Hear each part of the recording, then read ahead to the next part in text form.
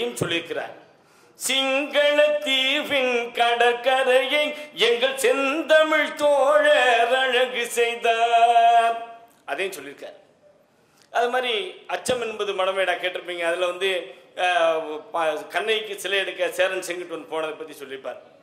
சொந்தமாக எங்கள் மாவட்டத்தை பற்றி அவர் சிவகங்கை பற்றி எடுக்கும்போது அதில் என்ன பாடல்கள், அத்தனை பாடல்களும் ரத்தினங்கள் தான். அவர் ரொம்ப ரசித்து எழுதியிருப்பார். பார்த்தவர்கள் கூட அதில் 2 வார்த்தைகள் எழுதினார். தென்றல் வந்து வீசாதவங்க, தென்றல் வந்து வீசாதோ, தென்பாங்கு பாடாதோ, செல்வ மகன் கண்களிலே சிந்து கவி பாடாதோ, நின்று விளையாடாதோ. அதில் ஒரு 400 புத்தகங்கள் படிக்க வேண்டிய சரித்திரத்தை 4 வரிகளில் சொல்லிப்பார். மீண்டும் சேதுபதி பூமியிலே சிவகங்கை சீமையிலே, சேதுபதி பூமியிலே சிவகங்கை சீமையிலே, தேவர் மகன் சீர் வளர்த்த தென்பாண்டி நாட்டினிலே, தென்றல் வந்து வீசாதோ, தென்பாங்கு பாடாதோ. அப்படி இருப்பார். SSR வீரப்பாவும் பிரதர்ஸ். ஆனால் துரோகம் பண்ணுறதுல இடங்களும் மாறி இருப்பார் வீரப்பா. இமையும் விழியும் எதிரானால் இயற்கை சிரிக்காதோ, தாயும் சேயும் பகையானால் தாரணி நகைக்காதோ என்று ஒரு வரிகள் எழுதியிருப்பார். அதை அந்த அம்மா பாடுவாங்க. MN ராஜா வீரப்பா வசனம் பேசுவார். அந்த வசனத்தையும் கவிஞர் தான் எழுதியிருப்பார். நகைக்கட்டும், நன்றாக நகைக்கட்டும், நீயும் நகைத்து விடு, சாவை கண்டு சிரிக்க பழகிக்கொள், சஞ்சலத்தை விட்டுவிடு, ரத்த ஓட்டத்திலிருந்து பாசத்தை எடுத்து விடு, இதயம் சுத்தமாகிவிடும். மந்தை ஆடுகள் மக்கள் அப்பவே சொல்லிட்டார். மந்தை ஆடுகள் மக்கள் வாழ்ந்து காட்டுகிறேன் பார். துரோகமும் தியாகமும் செய்யும் இடத்தை பொறுத்திருக்கிறது. 100 பேர் சேர்ந்து ஊர்வலம் நடத்தி வாழ்த்துப்பா பாடினால் துரோகம் செய்தவன் தியாகம் செய்தவன் ஆவான், கொள்ளையடித்தவன் கொள்கை முழக்கங்கள் செய்தவன் ஆவான். இந்த படம் வந்துங்க அற்புதமாக நடிச்சது. பெரிய அரசியல். திராவிட இயக்கத்தை விட்டு வெளியேற வேண்டிய சூழ்நிலை கவியரசருக்கு. அவருக்கு ரொம்ப நெருக்கமாக இருந்த ஒரு பேரெல்லாம் சொல்ல முடியாதுங்க. நிறைய பிரச்சனைகள் வரும். ஏன்னா அவருக்கு உயிருக்கு உயிராக நினைக்கிறவங்க சிங்கப்பூரில் நிறைய பேர் இருக்காங்க. நான் உயிரோட திரும்பணும்ல, நான் கோலாலம்பூரில் வர பேசணும். அதனால் அவர் பண்ணது எப்படின்னு கேட்டிங்கன்னா, ஒவ்வொரு தேட்டர்லையும் சிவகங்கை படம் ரிலீஸ் ஆகிற முதல் நாள் அன்னைக்கு 30 பேரை அனுப்பிச்சு படம் போட்ட ஒரு 10 நிமிஷத்தில் போர்னு கத்திக்க எந்திரிக்க வச்சார், அரசியல் காரணங்களாக. ஆனால் AV மெய்யப்ப செட்டியார் அவர் மட்டும் கூப்பிட்டு சொன்னார், கண்ணதாசனை கூப்பிட்டு சொன்னார், வீரபாண்டிய கட்டபொம்மன் படம் வரட்டும், அந்த படத்தினுடைய வரலாற்று தொடர்ச்சி தான் சிவகங்கை சீமை. அந்த படம் ஓடின பிறகு ஒரு 30 நாள் 40 நாள் கழிச்சு நீ இந்த படத்தை வெளியிட்டீன்னா இதுவும் வெற்றி பெறும்னு சொன்னார். கண்ணதாசன் கேட்கல. பெரிய நஷ்டம், மனசு ஒடிஞ்சு போயிட்டார்.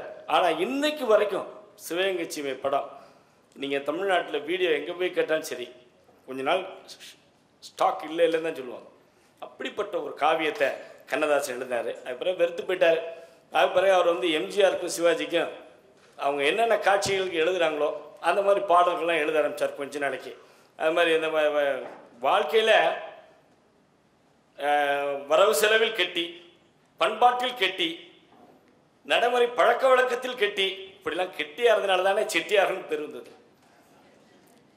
அதில் பண விஷயத்துலேயும் கெட்டி கிடையாது, அவர் பழக்க வழக்கத்திலையும் கெட்டி கிடையாது, மது அருந்துவதிலும் மங்கைகளை நாடுவதிலும் மிக கெட்டிக்காரர்.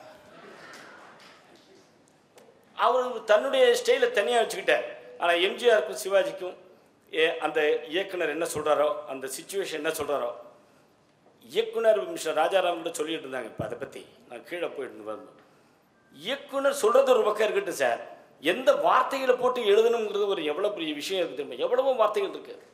இப்போ MGRக்கு ஒரு பாடல் இருப்பார், வேலெடுக்கும் மரபிலே வீரம் செறிந்த மண்ணிலே பால் குடிக்க வந்தவனே நடையை காட்டு, வரும் பகைவர்களை வென்று விடும் படையை காட்டு. இந்த MGR ஸ்டண்ட் மட்டும்தான் தெரியும், கடைசி வரைக்கும் நடிக்க தெரியாது. இதை நான் சொல்கிறதுக்கு பயப்பட போகிறது கிடையாது. இதெல்லாம் சில விஷயங்களை சொல்லித்தான் ஆகும். அதனால் நான் ஒரு எல்லாத்துலையும் இங்கே தவறு அங்கே தவறு அது மாதிரி அந்த பாடல் எழுதிட்டார். உன்னை எறிந்தால் நம்மளோட குதிரை பாட்டெல்லாம் எழுதினார். சிவாஜி மனித உணர்வுகளுடைய வடிகால். நடிகர் தினம் சிவாஜியை பற்றி நான் முனைவர் பட்டம் பண்ணி கொண்டு இருக்கின்றேன். பல பேர் நினைக்கலாம் எங்களுக்கெல்லாம் தெரியாது சிவாஜி என்ன அழுதாரு நடந்தாரு. அது மட்டும் இல்லை, அது நிறைய விஷயங்கள் அதானே முனைவர் பட்டங்கிறது. அவர் மனித விஷயத்தில் பழந்த அவர் தனக்கு இவர் வேலெடுக்கு மரபிலன்னு எழுதியிருக்காரு. அவருக்கு சிவாஜிக்கு எழுதியிருக்காரு, நான் பிறந்த காரணத்தை நானே அறியும் முன்னே நீயும் ஏன் பிறந்தாய் செல்வ மகனே, நீ வளர்ந்து மரமாகி நிழல் தரும் காலம் வரை தாய் மனதை காத்திருப்பேன் தங்க மகனே. சிவாஜிக்கு அவர் ஒரு கையும் காலம் வச்சுட்டு விளங்காமல் வச்சுக்கிட்டு அதுக்கு அவங்க அம்மா ராஜாமணி அம்மா ரொம்ப நாளாக அழுது என்னன்னு கேட்கும்போது என் பையன் இப்படிலாம் நடிக்கணுமா அப்படின்னு சொல்லி அப்புறம் சிவாஜி அவங்க அம்மாவை சந்திச்சு, அம்மா இப்படிலாம் நடித்து எனக்கு அதில் பேர் வந்தால் உனக்கு பெருமை தான் அம்மான்னு சொல்லி சமாதானம் பண்ணக்கூடிய ஒரு பாடல்கள் எழுதினார்.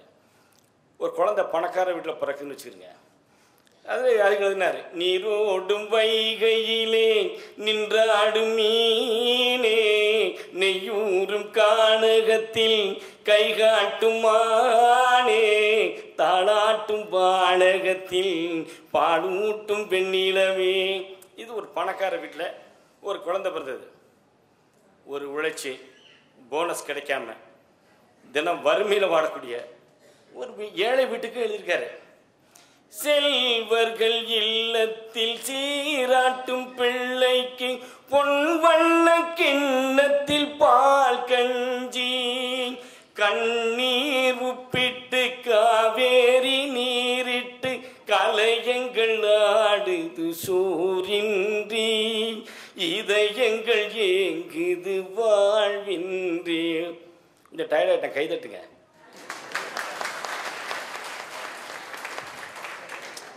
கைதட்டுட்டான் சார். அப்புறம் எனக்கு போகிறதுக்கு பிளைன் டிக்கெட்லாம் ஆண்டியப்பன் கண்டிப்பாக கொடுத்துருவார். அது எனக்கு உறுதியாக தெரியும். ஏன்னா சிங்கப்பூர் சட்டத்தில் எப்படி ரொம்ப நாள் இருக்க முடியாதுல்ல, கைதட்டு வேணும் எனக்கு. அந்த மாதிரி எழுத ஆரம்பிச்சார். காதலை பற்றி உங்களுக்கு தெரியும், என்னென்னமோ எழுதினார். உன்னை நான் அதெல்லாம் இலக்கியத்திலிருந்து எடுத்தார். உன்னை நான் பார்க்கும்போது மண்ணை நீ பார்க்கின்றாயே, விண்ணை நான் பார்க்கும்போது என்னை நீ பார்க்கின்றாயே, நேரிலே பார்த்தால் என்ன நிலவென்ன தேய்ந்தா போகும் காதலிக்கின்றார். ஒரு பார்க்கில் காத்துட்டு இருக்கும்போது நான் மலரோடு தனியாக ஏன் இங்கு நின்றேன் என் மகராணி உன்னை காண ஓடோடி வந்தேன் அப்படின்னாரு. ஒரு காட்டில் கொண்டு போய் காதலி விட்டுட்டு வந்துட்டேன்.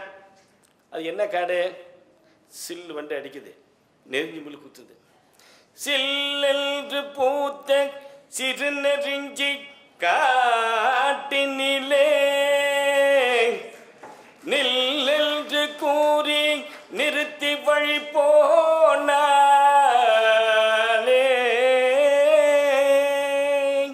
நின்றது போல் நின்றான் நெடுந்தூரம் பறந்தான் நிற்குமோ நிலைக்குமோ நெஞ்சம் மனம் பெறுமோ வாழ்வேன். காதலி பிரிஞ்சிட்டான்னு வச்சுக்கோங்க. இந்த கடவுள் தாண்டா இந்த ஆளுக்கு லவ்னா என்னன்னு தெரியாது. இவர் அதையும் தாண்டி காதலுக்கும் காமத்திற்கும் மெல்லிய திரை தானே, இவர் அதை தாண்டி போயிட்டார். ஆனால் கொஞ்சம் இறங்கி வந்து சொல்றாரு, இந்த கடவுளை என்ன செய்யலாம்? கடவுள் மனிதனாக பிறக்க வேண்டும், அவன் காதலித்து வேதனையில் வாட வேண்டும், பிரிவென்னும் கடலிலே மூழ்க வேண்டும், அவன் பெண்ணென்றால் என்னவென்று உணர வேண்டும். அந்த கடவுளை கூப்பிட்டு நீ வந்து இந்த மாதிரி ஒரு பொண்ணு இருக்கு, அந்த போய் லவ் பண்ணிட்டு வாயா அப்படின்னு சொல்ல முடியாது. ஒரு கேள்விக்குறி வந்துடும். இறைவன் இருக்கின்றானா மனிதன் கேட்கிறான், அவன் இருந்தால் உலகத்திலே எங்கே வாழ்கிறான், எங்கே வாழ்கிறான்? நான் ஆஸ்திகனானேன், அவன் அகப்படவில்லை. நான் ஆஸ்திகனானேன், அவன் பயப்படவில்லை.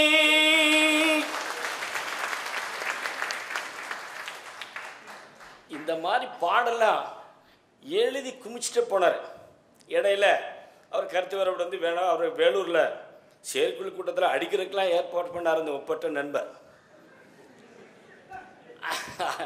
அவர் பெரிய லிஸ்ட்டு வச்சு எல்லாத்தையும் டிக் பண்ணிட்டே இருந்தார் அரசியலில். இவன் வேணாம், இவன் வேணாம். அந்த லிஸ்ட்டில் இவரு சேர்ந்தார். அதுக்கு பிறகு இவர் காமராஜ்கிட்ட வந்துட்டார்.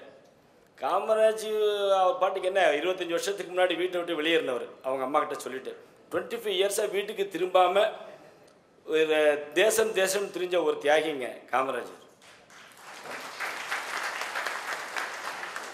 கடைசியில் மதர் டெத்து செய்தி கிடச்சி தான் காமராஜர் விருதுநகருக்கே போனார். அப்போவுமே அங்கே போனவுடனே வீட்டுக்குள்ளே நுழையும் போதே பார்த்துருக்காரு, வீட்டில் பைப் லைன் போட்டிருக்கு. இது உடனே தாசில்தாரை கூப்பிட்டு இது யார் போட்டிருக்கா, எல்லா ஊருக்கும் இருக்கான்னு கேட்டிருக்காரு. இல்லை ஐயா உங்கள் வீட்டுக்கு தான் போட்டிருக்கு. உடனே கலட்டியாத, அங்கே அவங்க அம்மா செத்து கிடக்குறாங்க, அதை பற்றி இல்லை. இது மாதிரி வி.கே. ராமசாமி எனக்கு கொஞ்சம் நெருக்கமாக இருந்தார். நான் சிவாஜி வீட்டில் ரொம்ப நெருக்கமாக இருக்கிறனால அங்கே வரக்கூடிய எல்லாருமே எனக்கு பழக்கம், எனக்கு தெரியும். வி.கே. ராமசாமி சொல்லுவார், நானும் காமராஜரும் கிளாஸ்மேட்டு, ஸ்கூல்மேட்டு. காமராஜ் அம்மாட்ட சொல்லுவேன், நான் வந்து மெட்ராஸ்லாமல் இருக்கேன், உங்கள் அப்பாவும் அங்கே தான், உங்கள் பிள்ளையும் அங்கே தான் இருக்கார், என்னவா இருக்கா அந்த அம்மா கேட்குமா. அவர் தான் முதலமைச்சர்னு நீ பார்த்தா நான் கேட்டேன்னு சொல்லு. சரி, அதை வந்து இவர் காமராஜ்கிட்ட சொல்லுவார், உங்கள் அம்மா வந்து உங்களை பார்த்துக்கிட்டு சொன்னாங்க, எப்போவாவது வந்து பார்க்குறியாயா, ஒரு ஆடிக்கு ஒரு தான் அமாவாசைக்கு வந்து பார்க்குறேன் அப்படின்னு சொன்ன அந்த எளிமையான காமராஜரை கண்ணதாசன் பிடித்ததில் தவறில்லை. கண்ணதாசன் வெள்ளை மனம் கொண்டவர், பிள்ளை மனம் போல இருந்தவர். அவர் காமராஜ் நெருக்கம் வந்தார். காமராஜர் சோவியத் ரஷ்யா கூப்பிட்டாங்கன்னு சொல்லுவாங்க. இவர் போகும்போது இவர் அந்த சிந்தனையிலே இருந்திருக்காரு. அந்த சமயத்தில் தான் காளிதாஸ் படத்தினுடைய பாடல சிச்சுவேஷன் சொல்லியிருக்காங்க. ஒரு இன்னோசென்ட் ஆளை வந்து அரண்மனை கூட்டி போகிறாங்கன்னு சொல்லும்போது, சென்று வா மகனே சென்று வா, அறிவை வென்று வா மகனே வென்று வா, அறிவுலகம் உன்னை அழைக்கின்றது, ஏதோ அறியாதவன் என்றே நினைக்கின்றது, அரண்மனை வாசல் திறக்கின்றது, அங்கே ஆணவம் புன்னகை புரிகின்றது, சென்று வா மகனே. அப்படி காமராஜ் தண்ணி குடிச்சுக்கிறேன். இந்த படத்திலேயே காளிதாஸ்லேயே அவர் காளிதாச கற்பனை பண்ணி எழுதினாரா, இல்லை தன்னையே விமர்சனம் பண்ணி எழுதினாரா, இல்லை நடித்த சிவாஜி கணேசனை நினைத்து எழுதினாரா அப்படின்னு தெரியாது. சொல்லுவார், காலத்தில் அழியாத காவியம் தர வந்த மாபெரும் கவி மன்னனே, உனக்கு தாயொரு மொழி சொல்லுவேன், உணர்ச்சியில் விளையாடும் உன்னத கவி சிங்கம், உணர்ச்சியில் விளையாடும் உன்னத கவி சிங்கம், தளர்ச்சியில் விழலாகுமா மகனே, சந்தனம் சேராகுமா. அது இன்னொரு நிமிஷம் போற, பல்லக்கு பரிவாரம் படையுடன் முடிவுந்தன் சொல்லுக்கு நிகராகுமோ மகனே, உன் தோளுக்குள் புவி ஆடுமே. தோல் அசைஞ்சா புவியே ஆடுமா. எங்க சார் இந்த வார்த்தைகள் எல்லாம் இந்த அம்மா கம்பேர் பண்ற அம்மா சொன்னாங்க. ஆங்கிலத்தில் மொழிபெயர்த்தீங்கன்னா கண்ணதாசன் கவிதையை ஒருத்தரும் படிக்க மாட்டான். தமிழ், இந்த தமிழ் 10,000 ஆண்டுகளுக்கு முன்னால் குமரி கண்டத்திலே எழுத்து வடிவம் பெற்றது. 8,000 ஆண்டுகளுக்கு முன்னால் எழுதப்பட்ட தொல்காப்பியம் நம்முடைய தமிழ் மொழிக்கு இலக்கணமாக இருக்கிறது. வாழ்வினை வழிகாட்டியாக இருக்கக்கூடிய திருமந்திரம், இப்படிப்பட்ட இலக்கியங்கள் எல்லாம் இருந்தனால்தான் கவியரசர் கண்ணதாசனுடைய தமிழ் வெற்றி பெற்றது. நடிகர் தினம் சிவாஜி கணேசன் பேசிய தமிழும் வெற்றி பெற்றது. இதுதான் உண்மை. இதில் ஒன்றும் மாற்று கருத்தே இல்லை. இந்த மாதிரி அவர் வந்து தனக்கு தோன்றதெல்லாம் எழுதிக்கிட்டு இருந்தார். பெரிய பெரிய தத்துவத்தையும் அழகாக சொன்னார். ஆலயமணியில் ஒரு பாட்டு எழுதியிருப்பாரு, எறும்பு தோலை உரித்து பார்க்க யானை வந்ததடா. எறும்பு தோலை உரிச்சா யானை வருதுங்கிறார் கண்ணதாசன். நான் இதய தோலை உரித்து பார்த்தேன் ஞானம் வந்ததடா. என்ன இதெல்லாம் சார் எவ்வளவோ அவார்டு வருஷம் பூரா கொடுத்துட்டே இருந்துக்கணும் கண்ணதாசனுக்கு. கண்ணதாசன் சொல்லுவார், நான் நிம்மதி இல்லாமல் எழுதிய பாடல்களை எல்லாம் நீங்கள் நிம்மதியாக கேட்டுக்கொண்டிருக்கிறீர்கள். நான் வாழ்வில் சந்தித்த விஷயங்கள் எல்லாம் நீங்கள் செய்யாதீர்கள். நான் அனுபவத்தால் சொன்ன விஷயங்கள் எல்லாம் நீங்கள் கடைப்பிடிங்கள் சொன்னார். மகாத்மா காந்தியினுடைய மை லைஃப் இஸ் மெசேஜ் என்று சொன்ன மகாத்மா காந்தியினுடைய இதுக்கு ஒரு மாறுபட்டு சொன்னார். அந்த மாதிரி அவர் இன்னொன்று சொல்லிக்கிறவங்க, அவர் கண்டினியூட்டி சினிமாவில் வந்து ரொம்ப பொய்யா இருப்பாங்க சார். மூடு போயிடுச்சும்பாங்க, எழுத தெரியாது அவனுக்கு, மூடு போயிடுச்சும்பான். அவனுக்கு வந்து சிக்கன் லெக் பீஸ் கிடைச்சிருக்காது, அதனால் மூடு இல்லை. லெக் பீஸ் வந்த பிறகு அப்போ எழுதணுமா இல்லையா, அப்போ எழுத மாட்டான். ஆனால் கண்ணதாசனுடைய நிலைமை எப்படின்னு கேட்டிங்கன்னா, டெலிஃபோன் வரும், அந்த டெலிஃபோனை எடுத்து அவர் பேசினார்னா அங்கே பேசுகிறவன், உனக்கெல்லாம் மானம் இருக்கா மரியாதையாக இருக்கான்னு எதுக்கு உயிரை வச்சு திடுற, நீ எங்கே வந்த அப்படின்னு கடமை கொடுத்தவன் திட்டுவான் சார். அதை அப்படியே கேட்டே இருந்துட்டு ஃபோனை வச்சுட்டு அந்த பஞ்சு அதை என்ன இருக்க இதை இந்த எங்கே போச்சு அந்த மூடு எங்கே போச்சு இங்கே. இதுதான் கவியரசர் கண்ணதாசனுடைய அற்புதமான திறமை.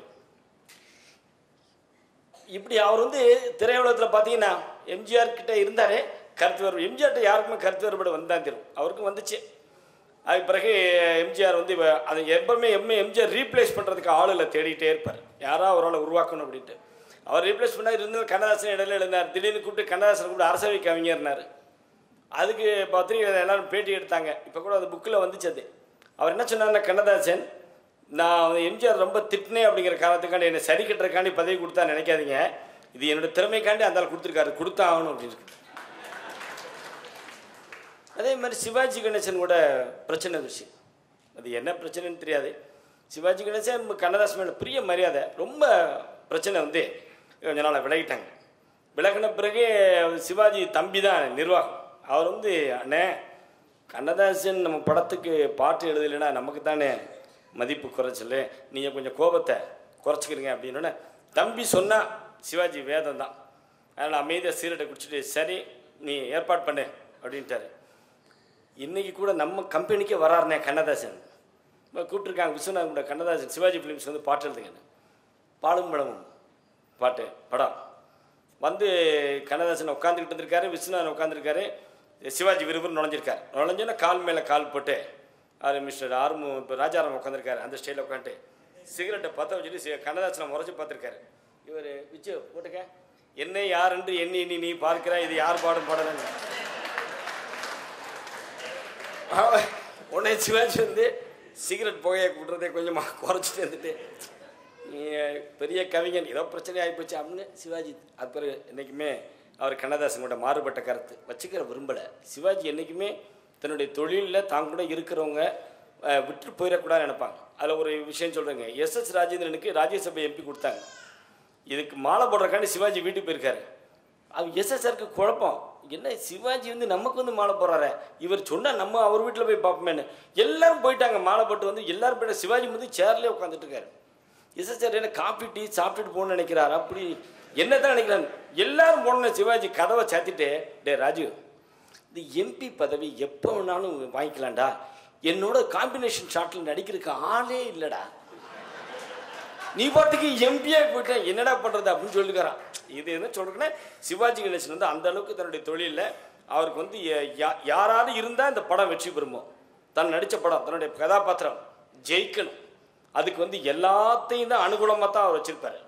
இப்போ தூக்கில் டிஎம் சௌந்தரராஜன் அறிமுகமாகறாரு, சிவாஜி வந்து உட்கார்றாரு, இந்த பையன் மதுரை பையன் இப்போ நல்லா பாடுறாருங்க, பாட சொல்லுங்கள், ஒரு பாட்டு பாட சொல்லுங்கள், நல்லா இருந்துச்சுன்னா பாட சொல்லுங்க அப்படின்னு சொல்லிட்டு சிவாஜி கேட்டிருக்காரு. பாடோடனே ஒரு பாட்டை பாடிட்டாரு. பாடோடனே ரொம்ப நல்லா இருக்குன்னு சொல்லிட்டு 6 பாடலையும் பாட சொல்லி டிஎம் சௌந்தரராஜனுக்கு ஒரு மார்க்கெட் எஸ்டாப்ளிஷ் பண்ணி கொடுத்தாருன்னா அது சிவாஜி கணேசன் தானே. அது காரணம் இருக்கு சொல்கிறேன் கேளுங்க. அதன் பிறகு கொஞ்ச நாள் கழிச்சு டிஎம்எஸ் வசதியாக இருந்த பிறகு சிவாஜி மாதிரி காஸ்டியூம் போட்டுக்கிட்டு அவர் சில படங்கள் எடுத்தார், பட்டினத்தார், அருணகிரிநாதர் அதெல்லாம் எடுத்தார். அதில் சிவாஜி மாதிரியே நடந்துக்கிட்டே பாடினார். நமக்கு என்ன தோணுச்சுன்னா இவருக்கு குரல் வந்து சிவாஜி கொடுத்துருக்காரு போலக்கேன்னு தோணுச்சு பாடல். ஏன்னா சிவாஜி வந்து கொடுத்த எக்ஸ்பிரஷன் டிஎம்எஸ் தன்னுடைய பாடலுக்கு கொடுக்க முடியல. எந்த சுதியில் டிஎம்எஸ் பாடுவாரோ அதை வந்து தன்னுடைய சுதியை அப்படியே பாடுவார், அது ரெக்கார்டிங் ஆகாது. ஆனால் இவர் சிவாஜி பாடிக்கிட்டே தான் இருப்பார். அந்த லிரிக்ஸ்லாம் மனப்பாடமாக பண்ணி வச்சுருப்பார். அதெல்லாம் எவ்வளோ இப்போ நீங்கள் இப்போ சிந்தனை செய் மனமேலாம் பாட்டெல்லாம் லிரிக்ஸ்லாம் எவன் ஞாபகம் வச்சுக்க முடியும்? ஆக அதே மாதிரி தான் சிவாஜி கணேசன் வந்து கண்ணதாசன் அவர்களை பற்றி எந்த விதமான கருத்து வேறுபாடுகள் அவர் சொந்த வாழ்க்கையை பற்றிலாம் சிவாஜி ஒன்றுமே கேட்க மாட்டார். அதை பற்றிலாம் கேட்க மாட்டார். வந்து ஒரு தடவை கண்ணதாசன் வந்து தங்கப்பதக்கம் படம் எடுத்துகிட்டு இருக்கும்போது அதை இவர்கிட்ட செந்தாம்பரைகிட்ட இருந்து 2 1 நாடகத்தை சிவாஜி ப்ரொடக்ஷன்ஸ் வாங்கி எடுக்கும்போது கண்ணதாசனை வர சொல்லி எழுத சொல்லியிருக்காங்க. அப்போ இவர் கண்ணதாசன் வழக்கம் போல் இழுத்துடிச்சுட்டே இருக்காரு. சண்முகத்துக்கு ஃபோன் பண்ணி பாட்டு எழுத வாங்கன்னு கூப்பிடல, ஆனால் ஒரு இம்போர்ட்டடு விஸ்கி அப்படின்னு எங்கே வச்சுருக்கேன் ஆஃபீஸில் இந்த வந்துட்டேன் வந்திருக்காரு.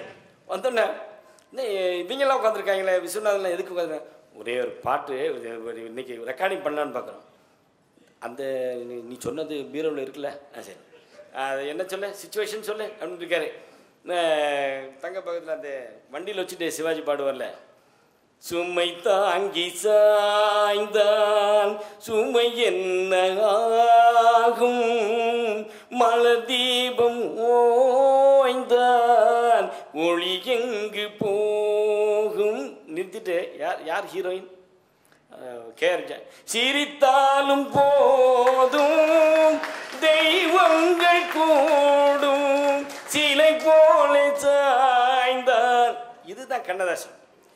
அவர் அது எந்த அளவுக்கு அதை பண்ணுறாரு பாருங்க. இந்த பாடும் பழம்லே பாருங்க, அந்த பாடும் பழம் கைகளில் ஏந்தியில் நம்ம எல்லாருமே சரோஜாதேவி மேலே பல்வேறு விஷயங்களில் கன்னடத்து பையங்களையும் சொல்லுவோம், அபிநய சரஸ்வதின்னு சொல்லுவோம். அவர் அந்த பாட்டில் எழுதியிருப்பார், பிஞ்சு முகத்தின் ஒளி இழந்தாயே பேசி பழகும் மொழி மறந்தாயே, அஞ்சு நடக்கும் நடைமெழுந்தாயே அன்னக்கூடிய. இது எல்லாமே முன்னுக்கு பின்ன இப்படியே வச்சு எழுதியிருப்பாரு. அது பிஞ்சு முகத்துல அந்த கன்னடத்து பையங்கிலியா அது பேச முடியாமல் இருக்கான்.